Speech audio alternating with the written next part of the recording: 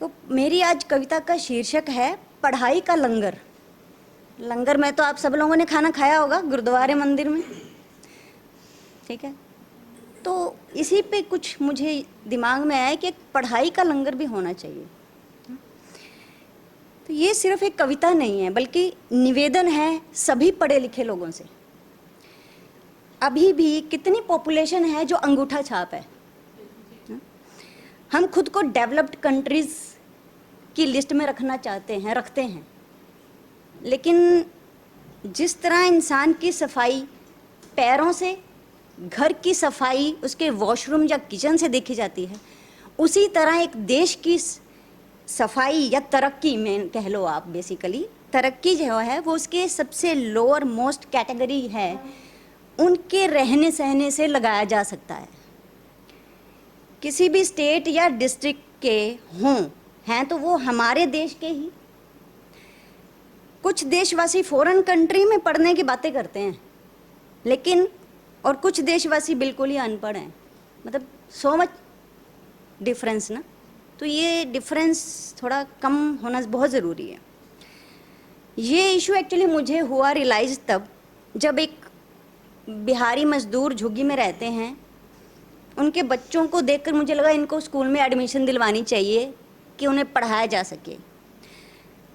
लेकिन आजकल इतना मुश्किल है एडमिशन दिलवाना भी बच्चों को, दूसरी स्टेट के खास तौर पे जो आए हुए हैं।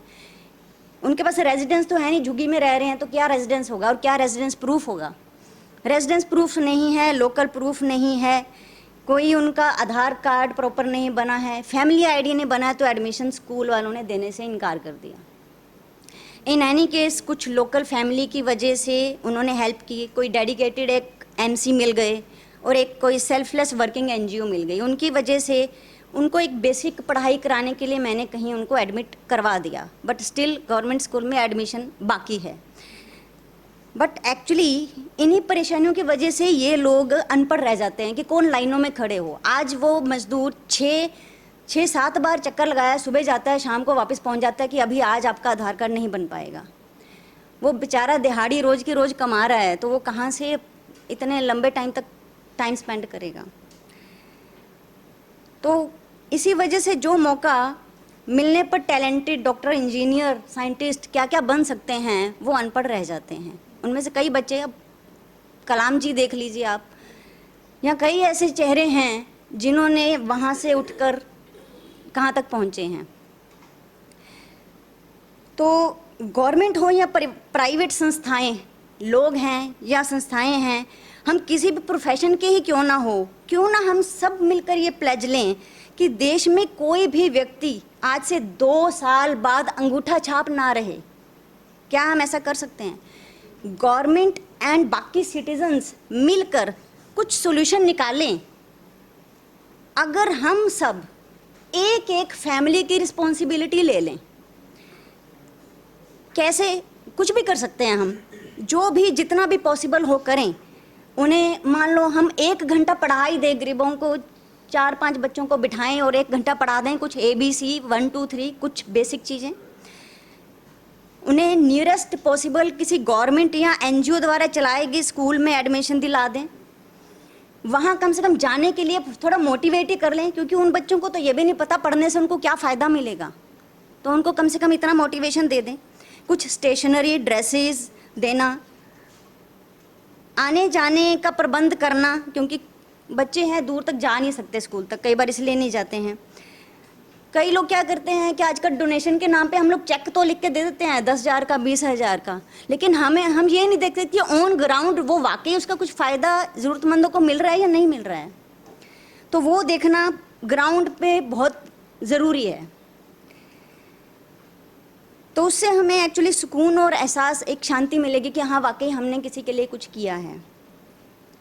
वो रूटीन चीज़ें जैसे बस, कार नंबर ही पढ़ लें, हाउस नंबर पढ़ लें, अपना एड्रेस, डे, टाइम, ज़रूरी डॉक्यूमेंट्स, मिनिमम पॉसिबल अकाउंट्स ही कर लें, कम से कम इतना कर पाएँ।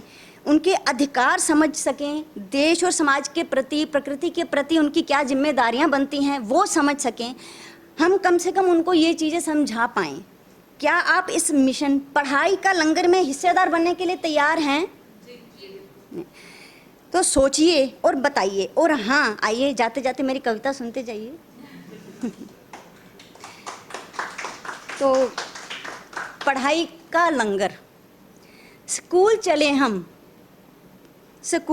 हम, पढ़े लिखे हम, बड़े बड़े नेताजी जन जन को ये मंत्र देते हैं, लेकिन इसको कहने और करने में अंतर होते हैं।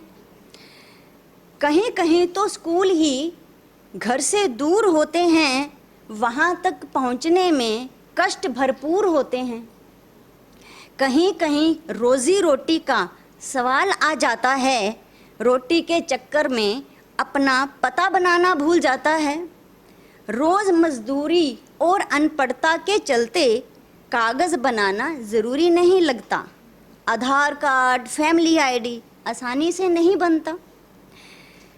पहले मुर्गी या पहले अंडा ऐसा सवाल लगता है, पहले मुर्गी या पहले अंडा ऐसा सवाल लगता है। रेजिडेंस पहले या आधार कार्ड पहले, ये समझ नहीं लगता है।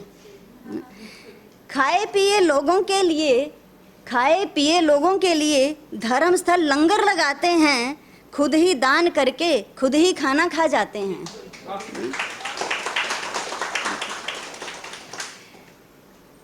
क्यों ना भटकते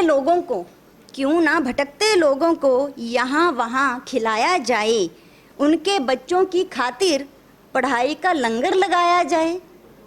अभी एक संस्था है जहाँ मैंने इन बच्चों को पढ़ने शुरू किया है, वहाँ ये पहुँचते हैं, पहले आधा घंटा खाने का है, उनको फ्री में खाना खिलाया जाता है, उसके बाद उनको 1 घंटा पढ़ाया जाता है। तो this is a very good concept मैंने जो देखा, तो हम इसको आगे भी कर सकते हैं। 100% 100% साक्षरता का सपना तभी पूरा हो पाएगा बिना शर्त हर बच्चा जब पढ़ने का हक पाएगा।